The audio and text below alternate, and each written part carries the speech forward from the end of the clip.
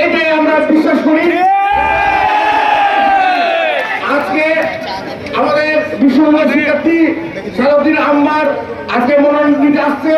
আমরা ছাত্র দলের পক্ষ থেকে তাকে বলতে চাই যে তিনি অবশ্যই রাষ্ট্র নির্বাচনে অংশগ্রহণ করবে, মনোনয়নপত্র পাবে, কিন্তু প্রথম বর্ষ শিক্ষার্থীদেরকে নিয়ে আমরা বিশ্বাস করি আমারও প্রথম বর্ষে